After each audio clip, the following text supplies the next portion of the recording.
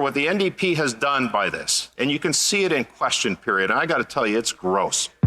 Carney's getting put into the pressure cooker. Welcome back to Moose and Loose. My name's David. Today, Mark Carney does an interview with none other than the BBC, not CBC, not Canadian media, with European media, of all places. He talks to the BBC on how he's going to deal with Trump. Instead of just dealing with Trump, we also got a panel on CTV scrutinizing Mark Carney and all of his moves here, all his decisions going forward. All eyes are on him. On top of that, we've got a conservative that made a prediction going back about 2.5 years ago. Turns out he was right. Let's jump into this. So starting this one off, we got this visualization, which is very cool. It shows how many people and the party they're voting for based on dots and not the land representation, because obviously you look at Nunavut and you think there'd be a lot of people, but we know nobody lives up there, basically. This is the amount of seats we have. This isn't actually proper representation of the amount of people. We've seen that with the infographic recently where Atlantic Canada has way more seats than the West, even though the West has much bigger population. That needs to change, and that needs to change immediately. Got this one posted by Bradshaw pointing out Mark Carney's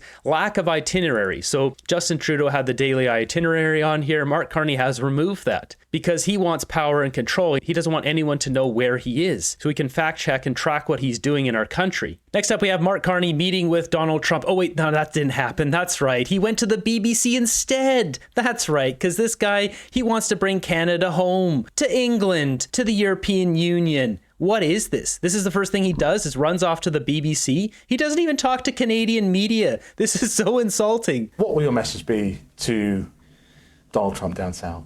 Well, it will be the same message that I've given him directly and I've been saying publicly, which is that we're two sovereign nations. There is a partnership to be had, an economic and security partnership to be had. It's going to be a very different one than we've had in the past.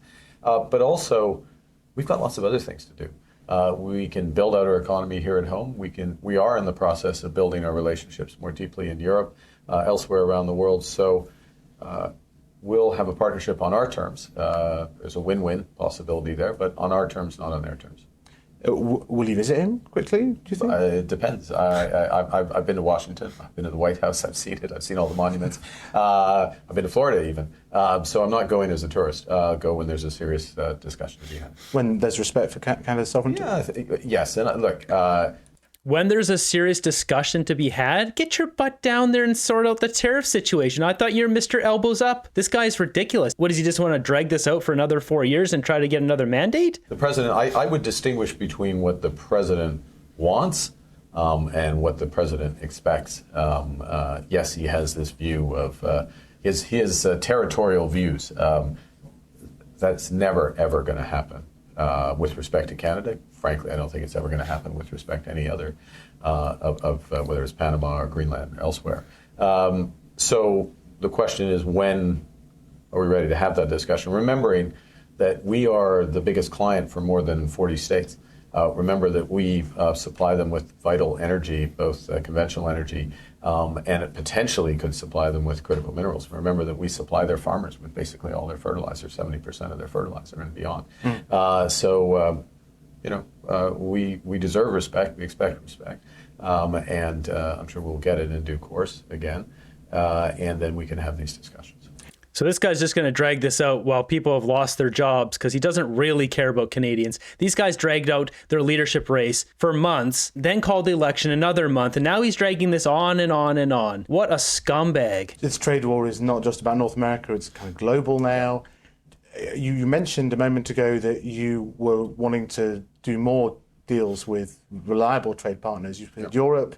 What about the UK? What about the UK? Yes, what about exactly. the UK? I mean, there was something on you a this. shout out the other day. Look at this guy's greasy smile. He just can't help himself. He can't wait to put in the carbon border adjustment mechanism here and turn this into his green utopia and just get that Brookfield stock price just rocketing right through the roof. Saskatoon? There was something on the table. There was an issue around cheese. Do you think you can do a Canada-UK free trade agreement? Surely, it's low-hanging fruit. One would think. Look, I mean, it's one of these situations where I forget the exact figure, but it's 97% of our trade is effectively tariff-free between Canada and the United Kingdom. Although that's slightly more narrow way of looking at it, because we could expand the level of integration between our countries, like-minded countries. You think about defense partnerships, and those conversations have just begun. So there's a lot that we can do, And of course, it's in our interest to diversify. We're definitely going to do that. We have many options. The UK is one. I would suggest it's also in the UK's interest to diversify. It's that process of post-Brexit diversification hasn't Green diversification is what he really wants to say. moved as fast as some have expected. There's a G7 summit due in just a few weeks' time. That sorts of coincides with the 90-day deadline on the reciprocal tariffs. It makes it perhaps the most important G7 summit.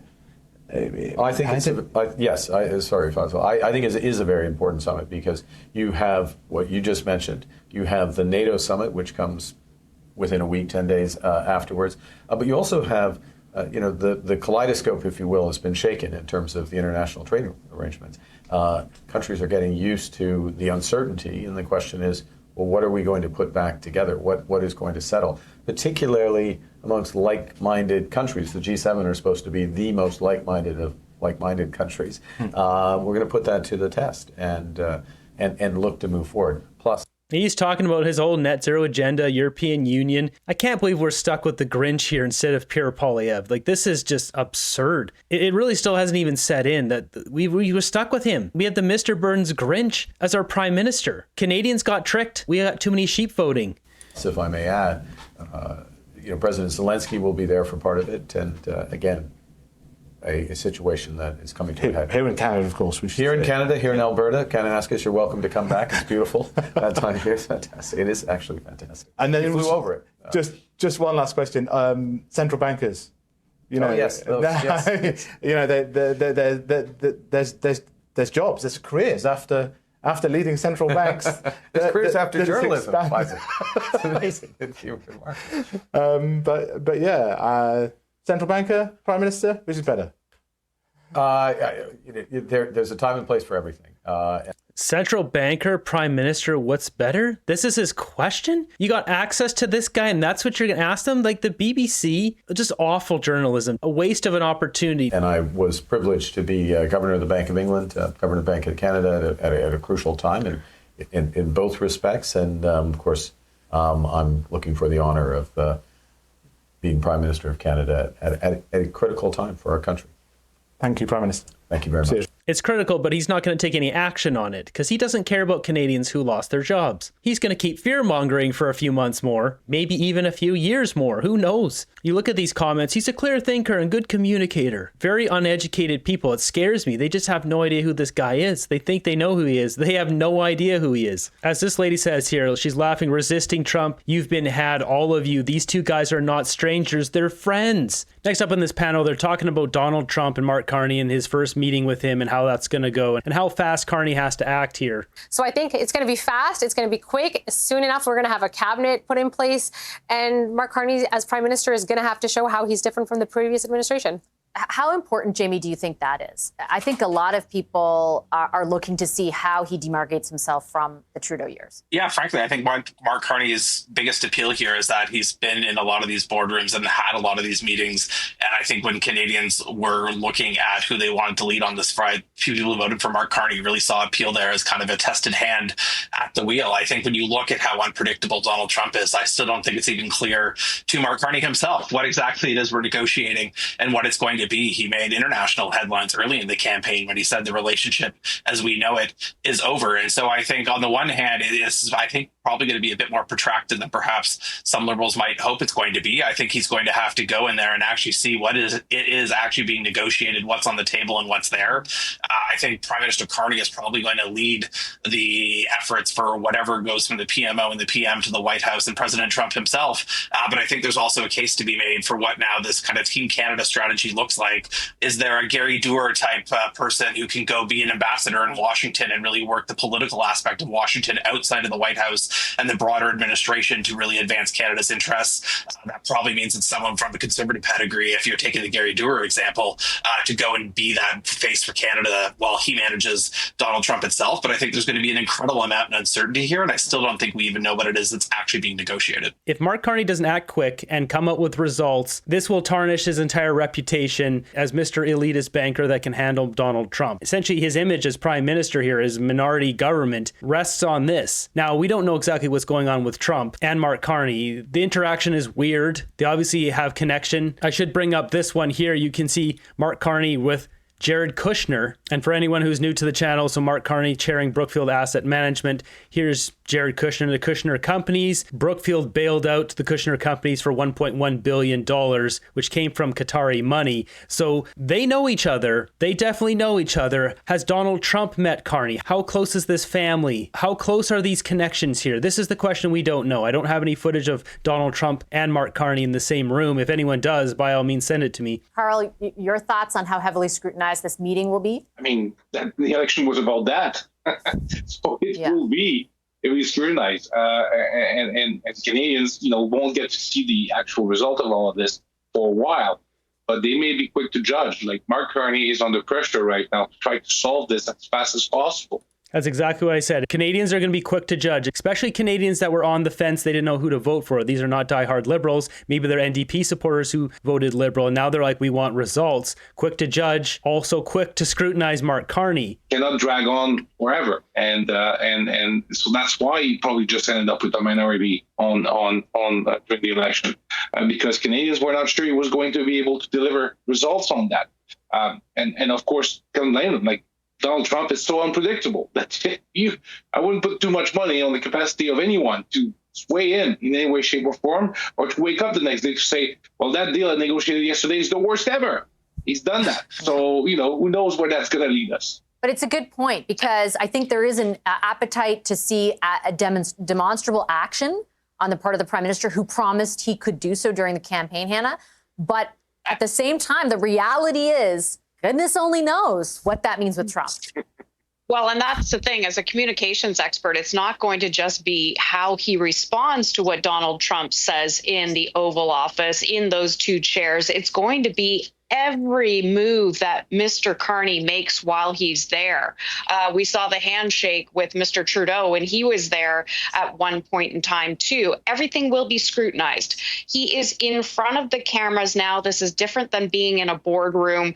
And Mr. Trump, as everybody is saying, is extremely volatile. When he's sitting in those two chairs at the front of the room with the president, he cannot be drawn in by any of the people sitting on those sofas off to the side, like a J.D. Vance, like anyone else who will be sitting there. He has to be very careful about what he says. He can't look too chummy with the president as well. And he has to ensure that Canadians feel comfortable that when he goes down to meet with the president, that he has control of this. Mark Carney's body language is going to signal a lot to us if he knows Donald Trump. As soon as they meet, the first time they shake hands, it's going to tell us a lot. And if they get into some sort of argument, Mark Carney's temper, that volcanic temper comes out, you could see this could spiral out of control very quickly. And it's a big ask. Yeah. And that is what that's what he's been fighting for the past 35 days. And now the proof will be in the pudding. And that's just it. Mark Carney's been fighting for this for 35 days. He's lived in the UK for the last decade or so. He's been living in America, shows up to be Prime Minister of Canada, has nothing to do with our country, moved Brookfield out of Canada to America, tricks the sheepish population in Canada, and now he's our Prime Minister. The whole situation is absurd. I really wonder if Poilievre took the exact opposite direction and just said, I want to work with President Trump. He's a smart president. He's a good leader. Praise him. Get on his side. Maybe Donald Trump would have come back and said, yeah, I like this guy. I'll make a deal with this guy. I'm not going to work with the liberal. I wonder what would have happened if that was the approach that was taken. Because clearly the approach that Poilievre took didn't work. And Mark Carney just used fear. Well, what if Poilievre flipped that on its head and took that approach with Trump? Would that have worked? Trump wants supporters. He likes people he can trust. He's a trust guy. What's going to happen here with Carney when he meets him? Next up, we got this clip here from conservative John Brassard. On June 23rd, 2022, I was House Leader. I made this prediction.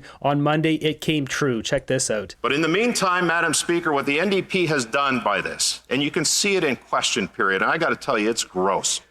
When you see the NDP asking this government questions on accountability issues and yet supporting them on every aspect of what they're doing, at least 95% of the time, it's actually gross to see. If the NDP had followed the people before them, like Tom Mulcair, who used to stand on values and principles in this place, who used to actually act like an opposition, and others like Jack Layton, and others like Tommy Douglas, who fought for working Canadians, where has that NDP gone? Well, I'll make a prediction to you right now, Madam Speaker. that NDP party is heading into an abyss of irrelevance because of this deal that they made with the Liberal government. And they continue to prop them up.